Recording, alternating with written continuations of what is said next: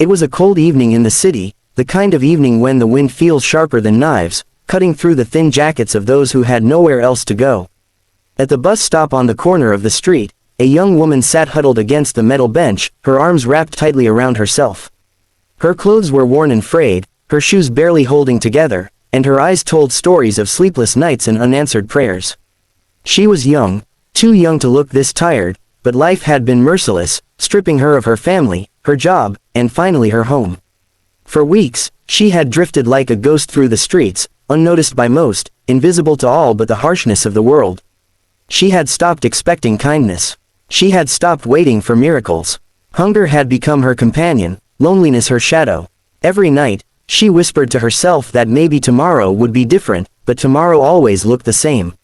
Tonight, she sat at the bus stop not because she was waiting for a bus, she had no money, no destination, but because she needed somewhere to rest her aching body, somewhere to pretend she still belonged to the world.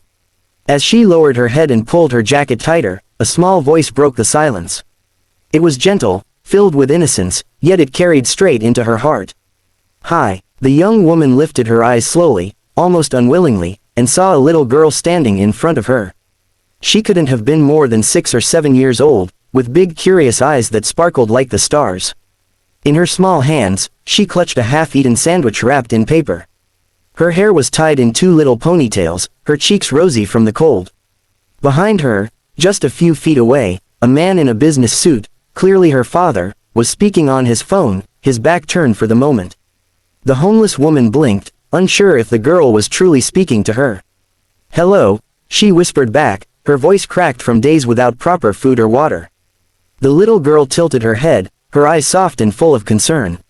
She looked at the woman's face, at the way her hands trembled from the cold, and then at the sandwich in her hand.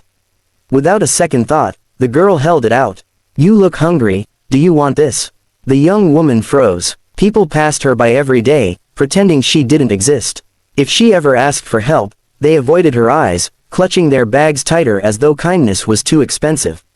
Yet here was this child, offering her food without fear or hesitation. Her lips parted, but no words came out. She didn't want to take food from a child. She didn't want to be seen as someone who needed pity.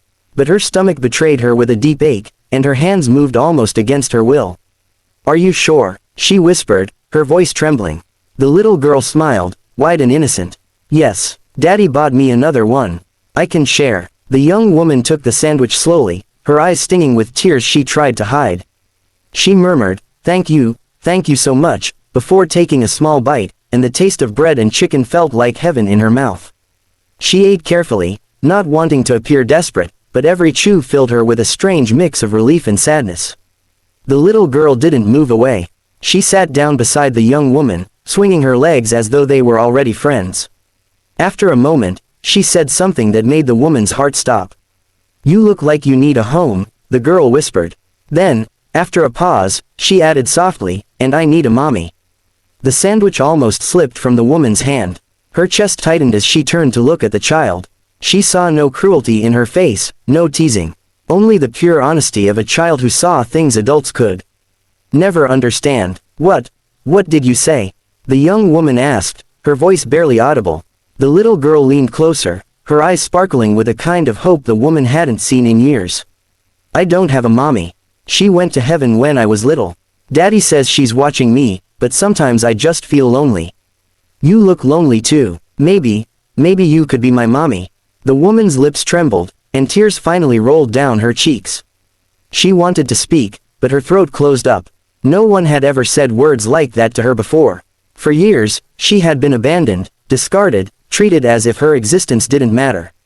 And now, out of nowhere, a small child had seen her, really seen her, and offered something she never thought she could have again: love, belonging, a family. Before she could respond, the man in the suit turned around.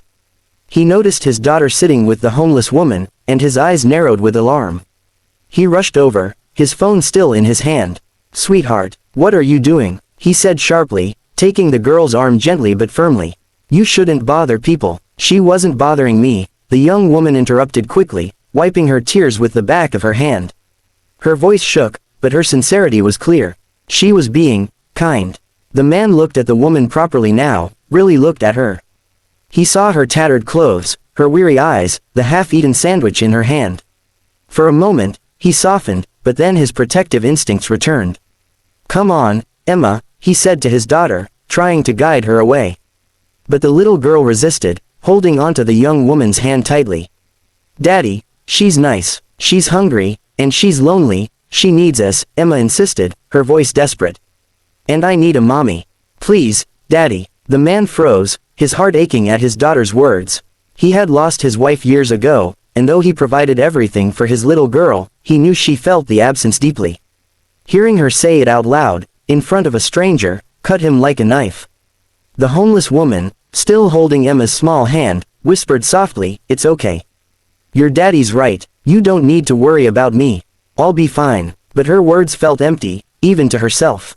She didn't want to let go of this child's hand. She didn't want to lose the warmth she hadn't felt in so long. Emma shook her head, refusing to release her grip. "No, I want her to come with us. She needs a home. We have a home. Daddy, please." The man looked down at his daughter, then at the young woman, torn between caution and compassion. He sighed heavily, his heart battling with his mind. He could see the desperation in the woman's eyes, but also a strange gentleness, a spark of something that told him she wasn't dangerous, just broken. Finally, he said quietly, "What's your name?"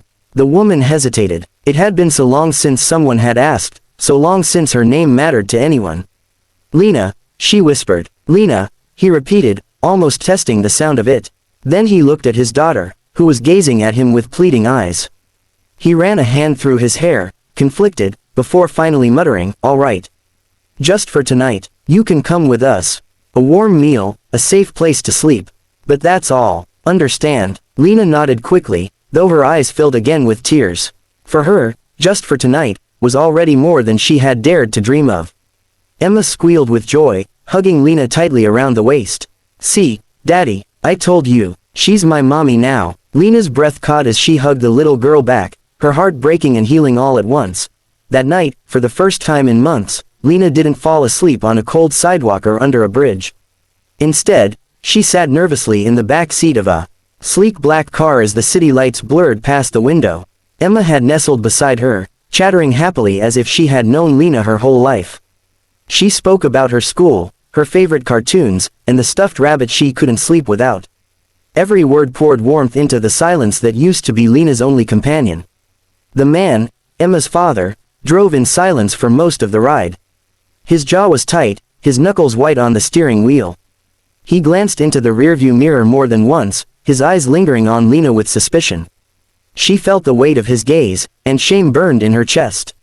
She wanted to tell him she wasn't dangerous, that she wasn't what he feared, but the words wouldn't come. Who would believe a woman who had nothing to her name? When they pulled into the driveway of a large, well-kept house, Lena's breath caught. The warm glow of the porch light, the flowers by the steps, the sound of wind chimes gently ringing, it all felt like a different world.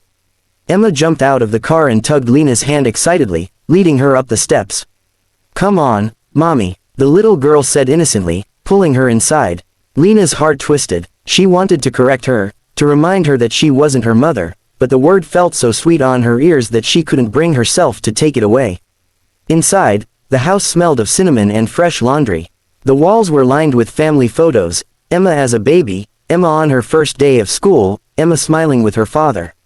But always just the two of them.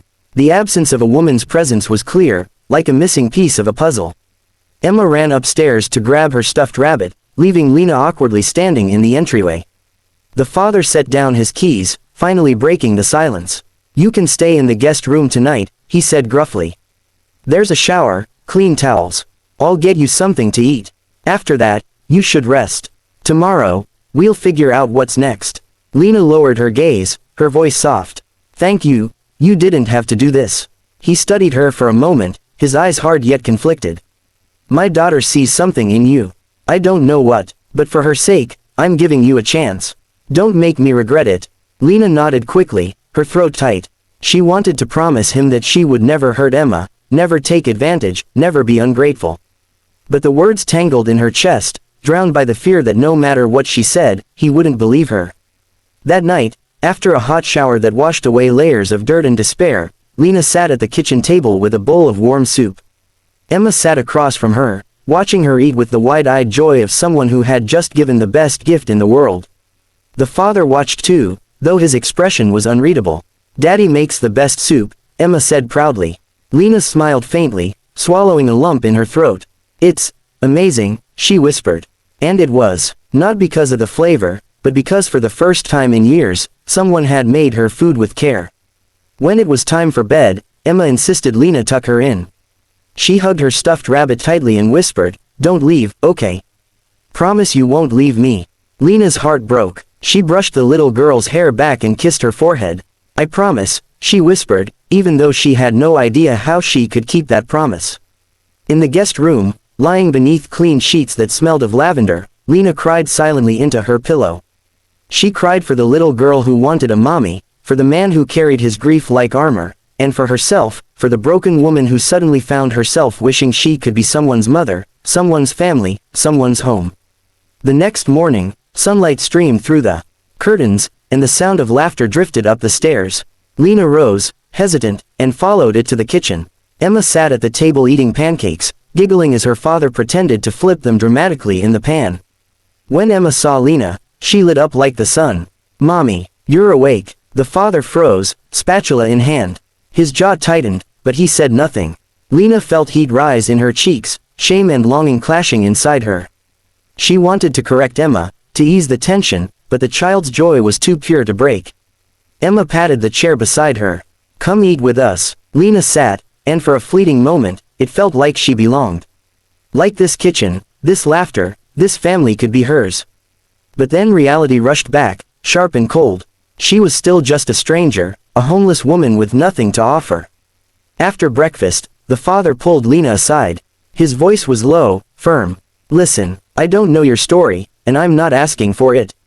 But you can't let her keep calling you that. She's a child, she doesn't understand. Don't give her hope you can't keep." Lena's throat ached as she nodded. "I know, I'm sorry. I'll talk to her." But when she tried later, when she knelt beside Emma and gently said, "Sweetheart, I'm not really your mommy," the little girl only shook her head stubbornly. "Yes, you are," Emma whispered. "I can feel it. Mommy is supposed to love you and keep you safe. That's what you're doing, so you're my mommy." Lena's tears spilled before she could stop them. She hugged the girl tightly, torn between truth and the aching desire to believe in the child's words. Days passed, and Lena remained in the house. At first, the father insisted it was temporary, just until she found her footing. But every time he tried to talk about her leaving, Emma would cry, clinging to Lena with desperate little hands. "Please, Daddy, please don't make her go." And slowly, almost against his will, the father began to soften. He noticed the way Emma laughed more with Lena around, how she slept more peacefully at night, how the sadness that used to linger in her eyes had faded. He noticed, too, the quiet way Lena helped around the house, washing dishes, folding laundry, tidying up, without being asked. She never complained, never demanded anything. She moved like someone who was grateful just to exist in their world. One evening, after Emma had gone to bed, the father found Lena in the living room, sitting quietly by the fireplace. He hesitated before speaking. "Why were you out there?" he asked finally. "At the bus stop. How did you end up like that?" Lena's eyes stayed fixed on the flames. For a long time, she didn't answer. Then, softly, she said, "Life happened. I lost my parents young. I worked, but it was never enough. One mistake led to another. The job disappeared, the rent piled up, and everything slipped away. I thought I could handle it, but it all swallowed me." Her voice cracked, and she swallowed hard. "People look at me and see trash. They don't see the person I used to be. I stopped looking in mirrors because I didn't recognize myself anymore." The father's chest tightened. He had judged her the same way at first, hadn't he? He had seen only the dirt, the rags, the desperation. But sitting here now, he saw something else, a survivor, a woman who had endured storms most people couldn't imagine. "You're not trash," he said quietly, almost surprising himself. Lena turned her head, her eyes glistening. For a moment, neither of them spoke. The fire crackled, the house silent except for their breathing. Something unspoken passed between them, a fragile thread of understanding, of compassion.